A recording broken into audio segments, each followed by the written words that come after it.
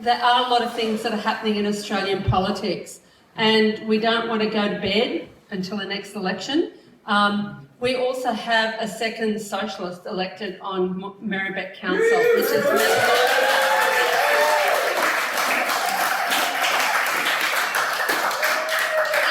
and we have set up, for anyone who wants to be involved, we haven't really done a lot of work with it yet because we've had these 2 election campaigns this year, but we have set up a little group that we want to develop, which meets monthly. Friends of Merribeck Socialist Council, it's a bit of a mouthful, who knows, we might even work out a way of shortening the name. But we do want to expand that work in Merribeck and build a stronger socialist and community presence in Merribeck.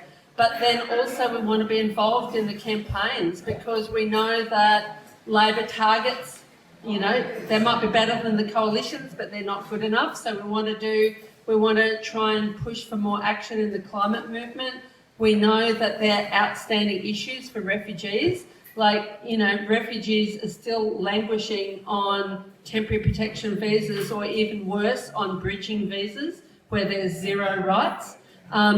And then we also know that Labor's Industrial Relations Bill, which is being criticised by the independent parliamentarians from the right because they don't want to see workers get more rights, but actually it leaves all the shackles on workers for taking industrial action. So there's still issues out there, and there's a myriad of other issues I haven't even mentioned. And what we will want to do is we will want to strengthen these movements, and we will want to try and build our work on Merribeck Council as well. And we really do want to re-register Socialist Alliance for the elections, for the next state election in Victoria. And that is, you know, it will take a fair amount of work to do that because, you know, I mean, Felix described the process. So it is pretty undemocratic. We weren't allowed to apply to re-register before this current state election. And so that will have had an impact on our vote because our party name wasn't on the ballot paper.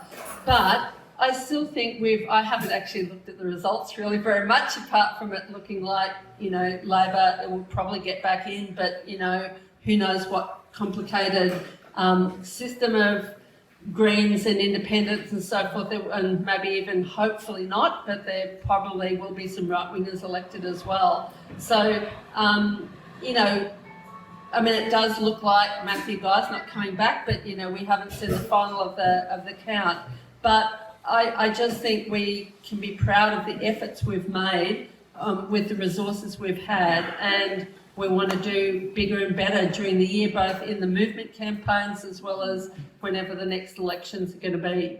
And we will want to bring together a community, a full ticket of people standing in the local council elections at the end of 2024. But, you know, we've got lots of work to do in terms of community campaigns before that. There's more we could have done. But I think we did a really pretty good job considering the resources we had. So I think we can feel proud of our efforts. And onwards, upwards for the movement. Yeah.